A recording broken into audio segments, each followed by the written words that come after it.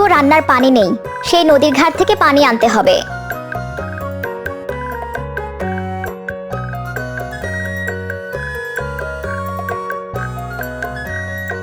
মা, এত চিন্তা কেন করছো? আমি তো আছি, আমি এখনই তোমার জন্য পানি নিয়ে আসছি। আমি এখন বড় হয়ে গেছি, সংসারের সব কাজ তো আমিও করতে পারি। তা তো জানি, কত বড় হয়েছে আমার মেয়েটা, তাই তো আরো বেশি দুশ্চিন্তা করি তোকে নিয়ে। তোকে একটা ভালো ছেলের হাতে তুলে দিতে পারলে আমি নিশ্চিন্ত। না মা, এমন কথা আর বলবে না। বাবার মৃত্যুর পর সারাটা জীবন তুমি আমার জন্য পার করে দিয়েছো, আর আমি কিনা বিয়ে করে তোমাকে একা করে চলে যাব? আমার কথা চিন্তা করলে কি আর হবে মা? একদিন না একদিন তো তোকে আমাকে ছেড়ে চলে যেতেই হবে। সে দেখা যাবে, আমি কখনোই তোমাকে ছেড়ে কোথাও যাচ্ছি না, বুঝেছো? এখন আমি পানি আনতে গেলাম, পানির কলসি কোথায়?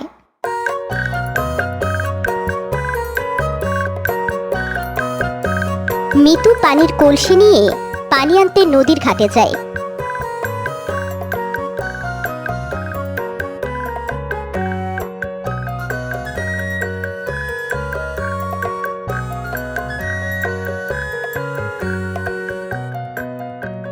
তাড়াতাড়ি পানি নিয়ে বাড়িতে ফিরে যাই, নইলে মা আবার আমার জন্য দুশ্চিন্তা করতে পারে।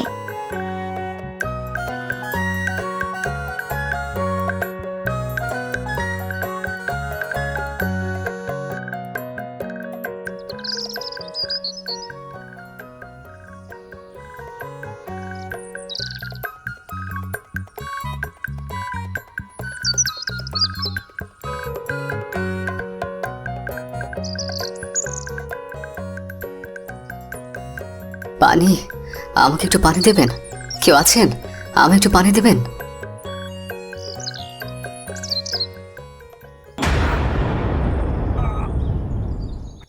আরে, এই সুদর্শন বালকটা এখানে পানির জন্য আর্তনাদ করছে কেন? নিশ্চয়ই উনি জানেন না পাশেই বিশাল বড় একটা নদী রয়েছে। আমি ওনাকে একটু পানি পান করিয়ে সাহায্য করি।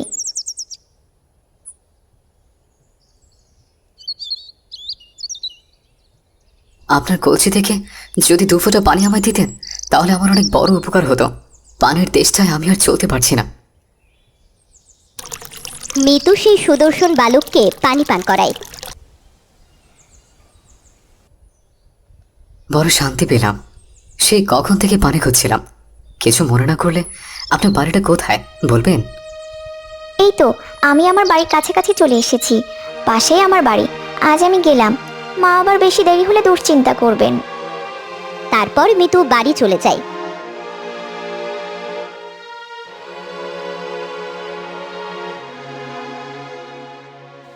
রাতে 2 মা মেয়ে খাবার খাচ্ছিল। ঠিক ওই সময় সেই সুদর্শন ছেলেটা বাইরে থেকে ডাকতে শুরু করে। বাড়িতে কেউ আছেন? দরজাটা একটু খুলুন। কে? এত রাতে আমাদের বাসায় কে এসেছে? মনে হচ্ছে কেউ সাহায্য চাইছে। তুমি খাবার খাও মা, আমি দেখছি কে এলো।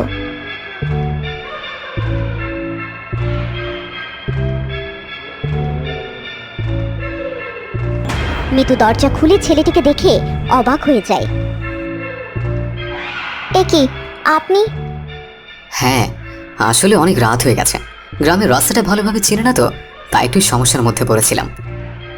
মিতু, কে এসেছে? মা, এই লোকটি গ্রামের রাস্তা চিনছে না, তাই আমাদের কাছে সাহায্য চাইতে এসেছে। এত রাতে তো আমরা তোমাকে গ্রামের পথ দেখাতে পারবো না।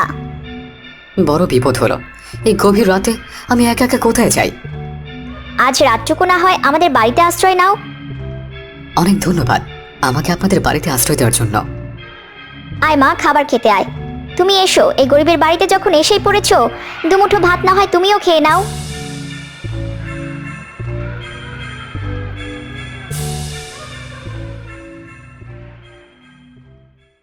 সত্যি বলতে আমার অনেক খিদে পেয়েছিল।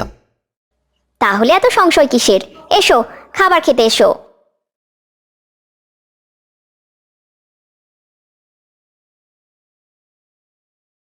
বাবা, তোমার নাম কি? বাড়িতে কে কে আছেন? আমার নাম রতন। সত্যি বলতে এই 3 কুলে আমার আপন বলতে কেউই নেই। মা বাবাকে হারিয়ে আমার চাচা চাচির কাছে বড় হয়েছিলাম। তার সম্পত্তির লোভে আমাকে বাড়ি থেকে তাড়িয়ে দেয়।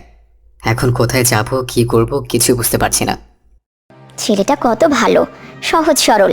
এ যুগে এমন ছেলে পাওয়া দুষ্কার। আমি মনে মনে আমার মেয়ের জন্য এমন একটা ছেলেই খুঁজছিলাম। কিন্তু আপনারা কোনো চিন্তা করবেন না, আমি কালকে সকালে চলে যাব। না বাবা, কালকে সকালেই যেতে হবে না। তোমার যতদিন মন চায় এ বাড়িতে আমাকে নিজের মায়ের মতো ভেবে থাকতে পারো। আপনার কথা শুনে অনেক ভালো লাগলো। সত্যি বলতে আপনার অনেক ভালো মানুষ। এ কি বলছে মা? এই অচেনা বালককে কেন মা আশ্রয় দিতে চাচ্ছেন?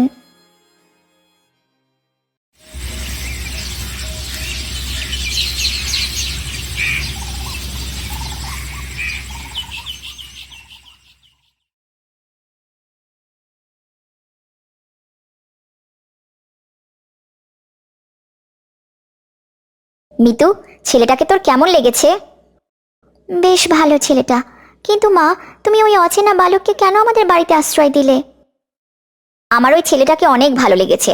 আমি ঠিক করেছি তোর আপত্তি না থাকলে ওই ছেলেটাকে তোর সাথে বিয়ে দিব।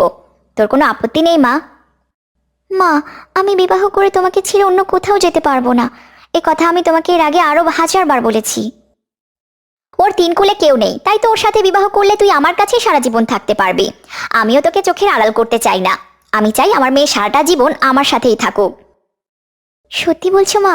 আমি তোমার সাথে থাকতে পারবো? তাহলে আমার আর কোনো আপত্তি নেই।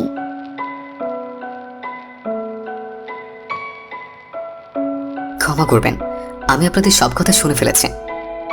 তাহলে তো ভালো হলো। এখন তুমি বলো, তুমি কি এই বিবাহতে রাজি? আসলে আমারও মিতুকে অনেক পছন্দ, কিন্তু সাহস করে বলতে পারিনি। তাহলে তো সবকিছু ঠিকই হয়ে গেল। কিন্তু আমার একটা শর্ত আছে। বিয়ের পরে তোমাকে আমার মেয়ের সাথে এই বাড়িতেই থাকতে হবে। আমার একমাত্র মেয়েকে আমি চোখের আড়াল করতে চাই না। আপনি যেমনটা বলবেন।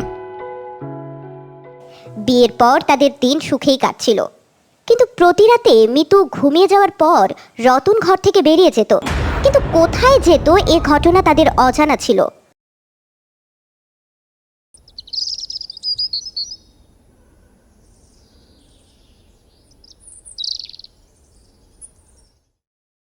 হঠাৎ একদিন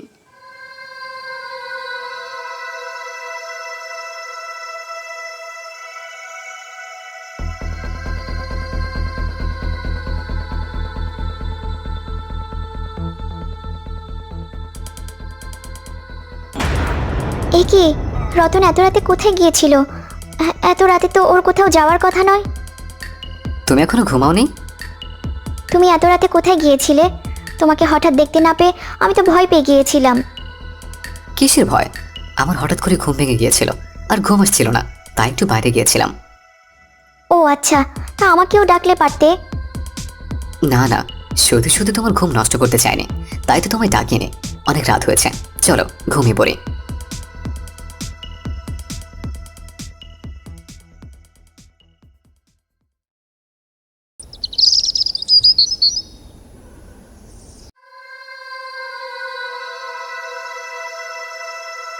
কালকে তো প্রায় ধরা পড়েই যাচ্ছিলাম।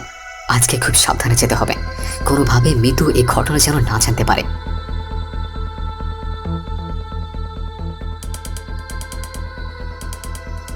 এই বলে রতন চুপি চুপি বাইরে চলে যায়। কিছুক্ষণ পর মিতুর ঘুম ভাঙে। আজও বাইরে গেছে।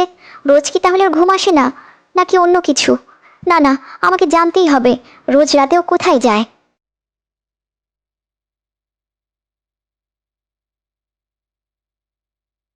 এইসব ভেবে মিতু বাইরে যায়, আর তখনই রতনের সাথে তার দেখা হয়। রতন মিতুকে দেখে ভয় পেয়ে যায়।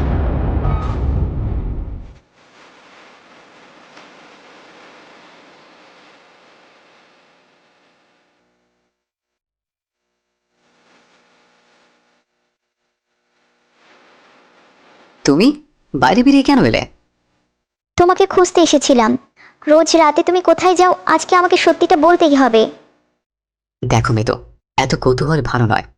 তোমার এই বিষয়টা না হয় অজানায় থাকলো, এটা তোমার আমার দুজনের জন্যই মঙ্গল হবে। এই কথা বলে রতন ঘুরিয়ে যায়।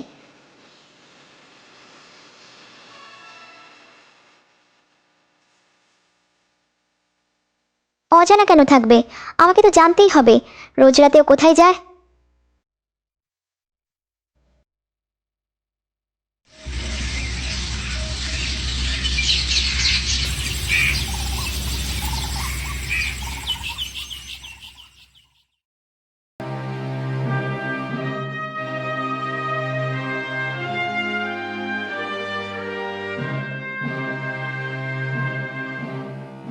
মারে, এখন আমার মনে হচ্ছে আমি আরো 1000 বছর বাঁচি।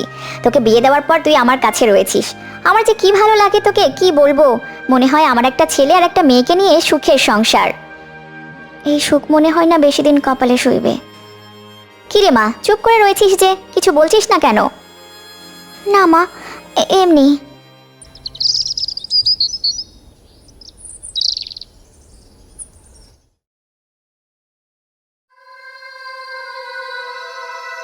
আজকে রাতে আমি ঘুমাবো না।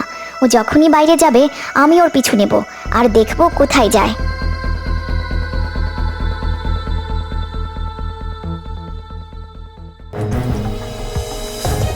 রতন ঘর থেকে বেরিয়ে যায় আর মিতুও তার পিছু নিতে থাকে।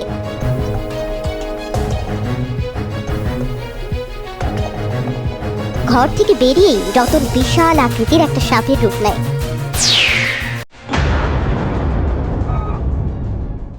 হে, আমি কি দেখছি?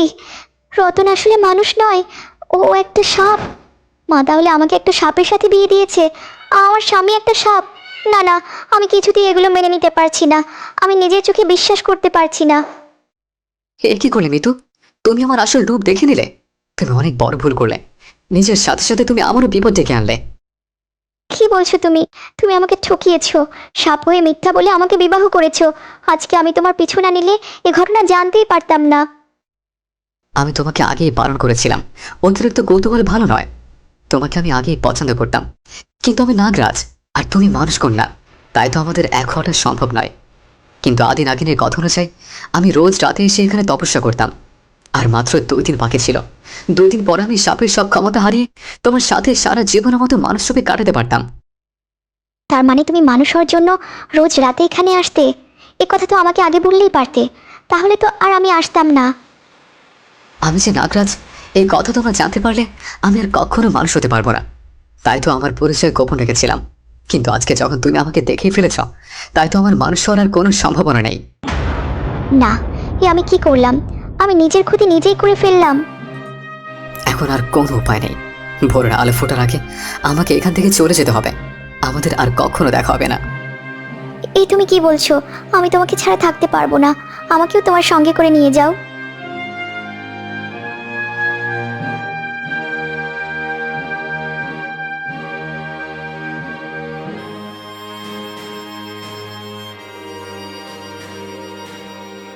কিন্তু মা, আমি যে তোকে ছাড়া থাকতে পারবো না। মা, তুমি এসেছো? হ্যাঁ, তোর কান্নার শব্দ শুনে হঠাৎ করে ঘুম ভেঙে গেল, আর বাইরে আসতেই সবটা জানতে পারলাম। মিতু, আমার সময় ফুরিয়ে এসেছে। ভোরের আলো আর কিছুক্ষণের মধ্যেই ফুটবে। আমাকে যত দ্রুত সম্ভব এখান থেকে চলে যেতে হবে। হ্যাঁ চলো, তুমি যেখানে থাকবে আমিও তোমার সাথে সেখানেই থাকবো। একটা সাপের সাথে তুই কিভাবে জীবন কাটাবি মা? আদি নাগিনের কথা অনুযায়ী আমিও রাতে ওর মতো নিজের সাপরূপ ধারণ শক্তি অর্জন করব। বিদায় মা। আমার সাথে কি তাহলে তুই কোনোদিন দেখা করতে আসবি না?